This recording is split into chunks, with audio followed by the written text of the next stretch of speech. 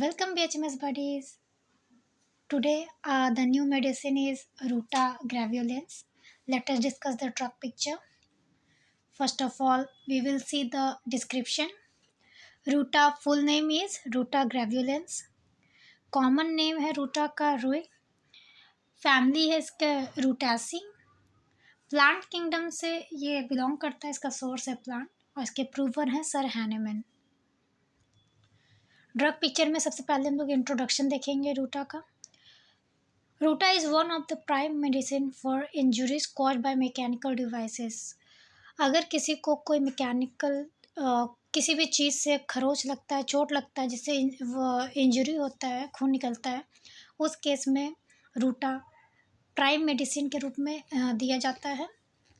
Prepared from shrub like plant in Europe में अधिकतर ये प्रिपेयर किया जाता है. और रूटा का प्लांट स्मॉल होता है, श्रब लाइक में होता है. रूटा के प्लांट का जो जूस होता है वो इरिटेशन उसको अगर छूने से उसके छूने पर स्किन में वो इरिटेशन करता है और इन्फ्लामेशन भी करता है. बट जब इसे पोटेंटाइज किया जाता है, इसका जो फ्रेश हर्ब है उसका जूस निकाल के, जब ब्लूमिंग का केस जब वो निकलता है स्टार्टिंग में, तो उस केस में उसका जूस को निकाल के पोटेंटाइज किया जाता है, तो वो थेराप्यूटिक इफ़ेक्ट प्रोड्यूस करता है.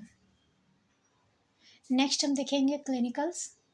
किस किस सिम्टम में हम रूटा को प्रिस्क्राइब करते हैं, रूटा किसके लिए बेस्ट रेमेडीज़ देता है.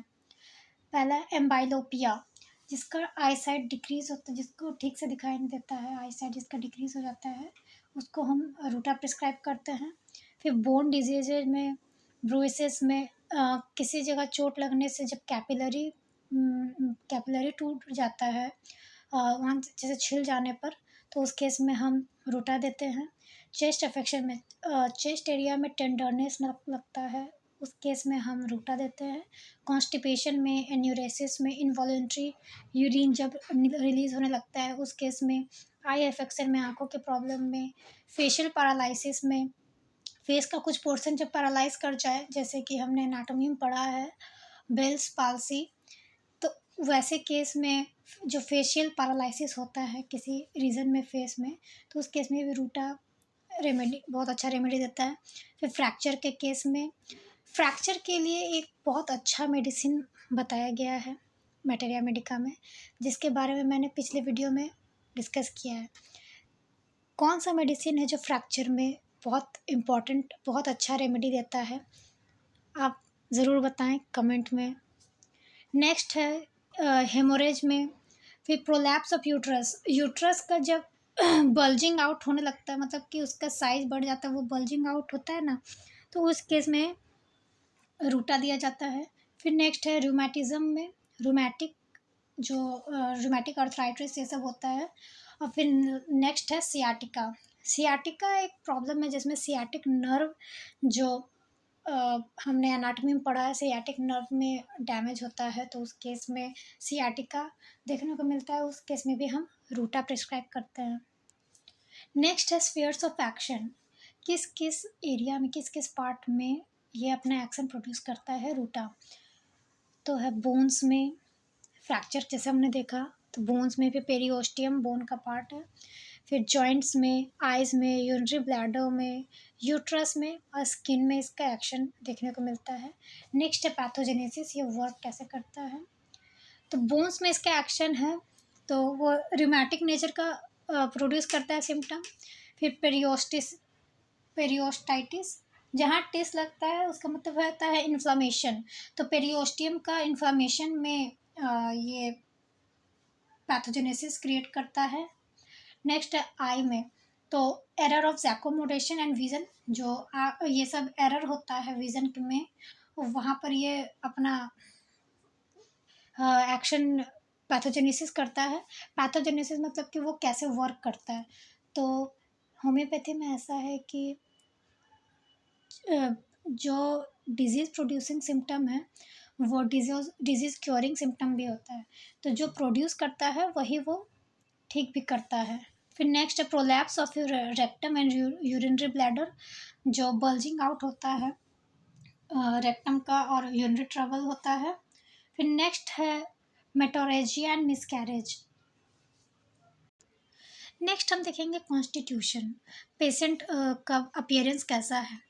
तो रूटा का कॉन्स्टिट्यूशन, नो पर्टिकुलर कॉन्स्टिट्यूशन, इसमें कोई पर्टिकुलर कॉन्स्टिट्यूशन नहीं देखने को मिलता है, क्योंकि जैसा कि इंजरी होता है तो वो किसी को भी हो सकता है, इसमें पर्टिकुलर नहीं देखा जाता है। लेकिन कुछ कुछ चीज़ें होती है देखने, जैसे कि स्क्रोफिलस एक्सोस्टोसिस होता है, जिसे ट्यूबरकुलर उनमें देखने को मिलता है। फिर नेक्स्ट है वॉट्स इन पाम, जो पाम एरिया है वहाँ पर वॉट्स देखने को मिलता है, फ्लैट वॉट्स होते हैं, तो ऐसा कॉन्स्टिट्यूशन देखने को मिलता है। नेक्स्ट है थर्मल, वो चिली पेशेंट होते हैं। और रूटा का मियास्म है सोरा एंड साइकोसिस। नेक्स्ट हम देखते हैं फिजिकल जनरल्स और गाइडिंग सिम्टम्स। तो जो पेशेंट है उसका पूरा बॉडी पार्ट्स में पेन करता है, जिस भी साइड में वो लाई करता है, लेटता है, वहाँ वैसा उसको लगता है कि बहुत पेन हो रहा है, जैसा छिल गया है। अब बोन्स के जहाँ उसके पेन जो होता है वो बोन्स के एरिया में ज़्यादा और उसको फील होता है। नेक्स्ट है रेस्टलेस पोजीशन चेंज, जब वो हमेशा रेस्टलेस रहता है, उसे बिल्कुल भी आराम नहीं लगता है, सोते हुए वो हमेशा पोजीशन चेंज करते रहता है, करवट पे करवट वो बदलता रहता है। वो नेक्स्ट है ब्रूइज सेंसेशन ऑल ओवर, लिम्स में, जॉइंट्स में सबसे ज़्यादा वर्स इफेक्ट प्रोड्यूस होता है, पूरा बॉडी में ऐसा सेंसेशन, उसे लगता है जैसे पूरा बॉडी छिला हुआ है, बहुत जलन होता है बॉडी में छिला हुआ। नेक्स्ट है sprains and dislocation as well as fracture, मोच स्प्रेन्स मतलब मोच उन्हें हो जाती है, और फिर फ्रैक्चर देखने को मिलता है, बोन्स का डिसलोकेशन हो जाता है, ये सिम्टम्स हैं। फिर नेक्स्ट है lameness, soreness of wrist and ankles, जो रिस्ट का एरिया है, जहाँ जॉइंट, ये जॉइंट है रिस्ट जॉइंट, फिर एंकल जॉइंट, उस एरिया में लेमनेस देखने मिलता है, मतलब कि जैसे मूव करते हैं तो वहाँ बहुत मूवमेंट में दिक्कत होता है, और सोरनेस, बहुत ज़्यादा पेन होता है। और एंकल्स में और रिस्ट में अधिकतर उन्हें मोच आ जाती है, बहुत मोच का केस देखने को मिलता है, और उससे बहुत पेन होता है उन्हें।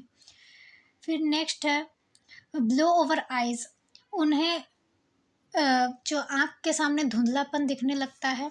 और फिर एकाइमोसिस, और ब्लीडिंग भी किसी किसी के केस में होने लगता है, और उन्हें बहुत ज़्यादा ही धुंधलापन आ जाता है, और कलर देखने नहीं पाते हैं वो, उन्हें जो भी है रंगीन दुनिया वो उन्हें नहीं दिखती है। फिर जो फाइन वर्क, जैसे सुई में धागा पिरोना जैसा फाइन वर्क होता है, उस जगह पे उन्हें बहुत आँख में दर्द होने लगता है, और फिर बहुत ब्लड विजन हो जाता है, धुंधला दिखने लगता है उन्हें। उन्हें इवैक्यूएशन में बहुत ज़्यादा ही प्रॉब्लम होता है, क्योंकि रेक्टम जो प्रोलैप्स हो जाता है। और यूरिनरी ब्लैडर में हमेशा उन्हें फुलनेस लगता है, यूरिनेशन के बाद भी उन्हें ऐसा फील होता है कि उनके यूरिनरी ब्लैडर में यूरिन है, फुलनेस का फीलिंग आते रहता है। फिर पाम जो एरिया है पाम का, वहाँ पर फ्लैट वॉट्स देखने को मिलता है, जो कि बहुत ज़्यादा ही दर्द देता है। और फिर पाम के मूवमेंट में, हैंड के मूवमेंट में बहुत ज़्यादा पेन होता है, और फिर उन्हें ऐसा फीलिंग आता है कि पूरा हाथ छिला हुआ है, ब्रूइश फीलिंग आता है, पूरा बैक में दर्द होता है। लेकिन उन्हें रिलीफ मिलता है जब वो लेटते हैं, अपने बैक पे लेटते हैं तो वो बैक में रिलीफ मिलता है, लेकिन पूरा बॉडी में पीछे के साइड उन्हें बहुत दर्द होता है। कोल्ड और वेट जब रहता है इन्वायरमेंट या फिर कोई चीज़, तो उस केस में रूटा वर्स इफेक्ट क्रिएट करता है, और उसी को रिलीफ मिलता है मोशन से। नेक्स्ट देखते हैं एलिमेंट्स फ्रॉम, किससे ज़्यादा उन्हें समस्या बढ़ जाती है। तो मैकेनिकल इंजरी में चोट लगने पर, ब्रूसेस छिल जाने पे, स्प्रेन्स, मोच आने पे, straining in the eyes, straining the eyes, जब आँख को ज़्यादा आँख से ज़्यादा काम कराया जाए, आँख में ज़्यादा स्ट्रेन हो जाए, जैसे फाइन वर्क करना और ज़्यादा देर तक फ़ोन चलाना, उस केस में स्ट्रेनिंग होता है आइज़ में, तो उससे और ज़्यादा कंडीशन ख़राब हो जाती है।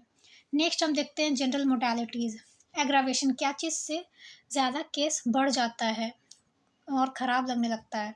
तो टच करने पर, रेस्ट के केस में, जैसे उसे पूरे बॉडी में दर्द होता है, छिला हुआ सेंसेशन लगता है, तो टच करने पे उनका कंडीशन और ख़राब लगने लगता है उन्हें। फिर बैठने सीटिंग में, स्टूपिंग में, फिर रात के समय ठंडी में उनका कंडीशन और ख़राब हो जाता है। फिर रीडिंग, जैसे कि आँख में प्रॉब्लम होता है तो वो पढ़ने जैसे पढ़ते हैं तो ज़्यादा देर पढ़ने पे भी उनके आँख में स्प्रेन होता है और स्ट्रेन होता है और वो बहुत ज़्यादा उन्हें दर्द होता है। फिर फीमेल्स के केस में मेंसेस के दौरान भी उन्हें बहुत ज़्यादा एग्रावेशन हो जाता है। नेक्स्ट है एमेलियोरेशन, किससे उन्हें राहत मिलती है। तो लाइंग ऑन बैक, बैक में जब वो लेटते हैं तो वो बैक एक का प्रॉब्लम में रिलीफ मिलता है। फिर रबिंग, रबिंग करने में, मोशन टहलने में और स्क्रैच में उन्हें ज़्यादा रिलीफ मिलता है। वीडियो अच्छी लगी हो तो लाइक, शेयर एंड सब्सक्राइब। और कोई भी डाउट हो रूटा से रिलेटेड तो you can ask any question. Thank you.